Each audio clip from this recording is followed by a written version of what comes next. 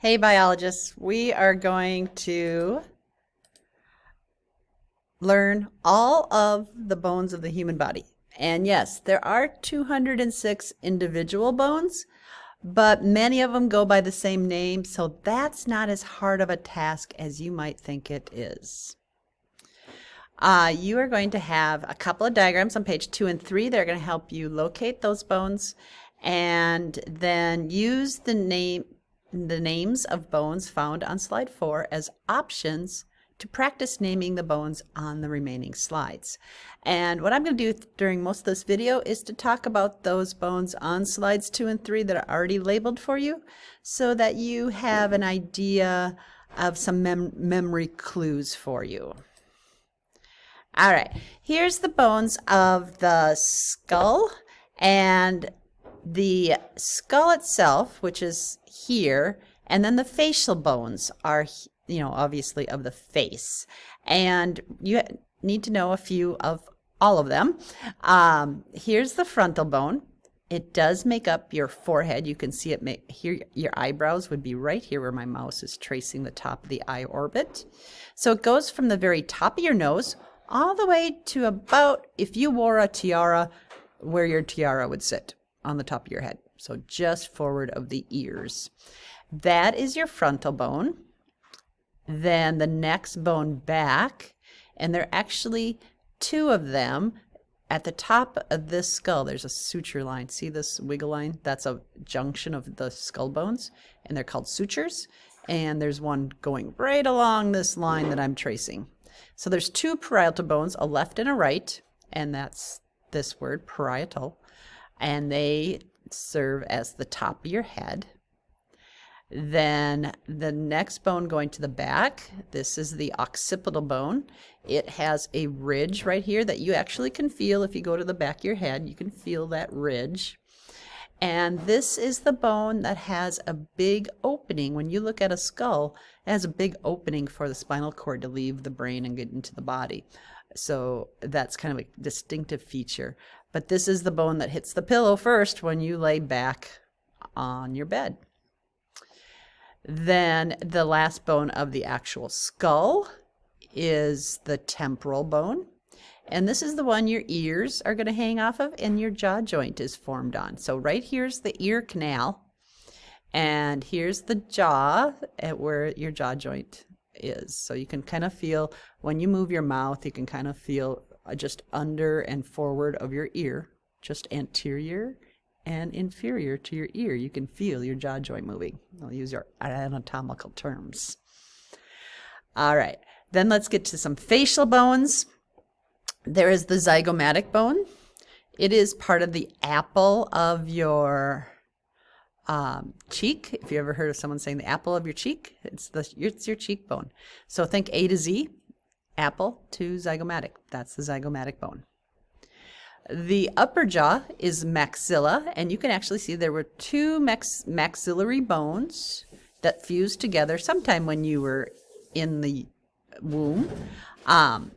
But if you've ever heard of people having a cleft lip, which means that there's an opening in the suture, didn't form correctly, and that means that child without surgery would have issues forming a seal for suction and feeding as a baby. And it does get to be a serious health concern for those kids. And in the US, if you're born with that, you just have an operation right away. But other countries are not like that. So if you look up Operation Smile, you will see kids with cleft lip before and after surgery, because that's a charitable organization that goes around the world to do those surgeries for kids for free so that they get good nutrition and be able to also form their words correctly, because think about how many times you talk and your tongue hits the top of the roof of your mouth, and that's also your maxilla bone. All right, and then there's a mandible right here. That is your lower jaw, and so you can see a good piece of it right here. Maxilla on top, mandible on the bottom. The other bone that you have is your nasal bone. The wiggle, jiggle part of the end of your nose is cartilage, but there is bone up here at the bridge where like glasses would sit on. And when someone breaks their nasal bone, that is what is broken. All right, we're going to look inside the skull now, or actually at the bottom, the most inferior part of the skull. Remember I said the occipital bone had a big opening for the spinal cord? That's right here. You actually see it has a Latin name. You would not need to know that for biology, but if you take human anatomy, that is something that we study. We put names on many of the grooves and the points that stick out. You can see some of those names here. But really, what you need to know from this diagram, occipital bone, we've already covered that on the other views of the skull. And then here's your maxilla that forms the upper jaw, but here also is the palatine bone. If you run your tongue on the roof of your mouth, you're going to feel that there's a little bony ledge before it gets to very soft tissue. And that bony ledge is your palatine bone. It actually forms the dorsal wall, the back wall of your nasal cavity as well. All right, and then there is the sphenoid bone here, but there's going to be a much better view of it in the next picture, so let's wait to talk about it there. Zygomatic bone, the cheekbone, there you can see how it arches out to form those cheeks that you have. Okay, moving on, here's now, we take a top section of the skull off and we look down inside the cranium, and your brain would sit right here. In fact, the pituitary gland that's caused you so many problems over the last few years because of hormones sits right in this little pink area right here. But this whole bone that's colored pink is the sphenoid bone, sphenoid. And it has a lot of openings for blood vessels to get in and out of the brain. And it holds some pretty sensitive things like your hypothalamus, that set point that we talked about for homeostasis, as well as your pituitary gland.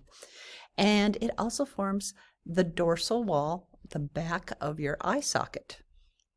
So under here, there is an opening for your optic nerve to get to the back of your brain, because the things that you see are actually interpreted by the occipital lobe of the brain. So there you go. All right, so that's sphenoid bone. And then the other bone of the cranium that's on your bone study list is the ethmoid bone. You see, so you see that word here, ethmoid bone. It consists of these two pieces. You do not have to know the names of them unless you're in human anatomy sometime. But right here is the ethmoid bone, and this serves as the most superior piece of your nasal cavity. So the very top of your nose. And you can see that this bone has a lot of holes in it. All of your olfactory nerves, your smelling nerves, get into your brain via those holes. And that's why there's all those holes.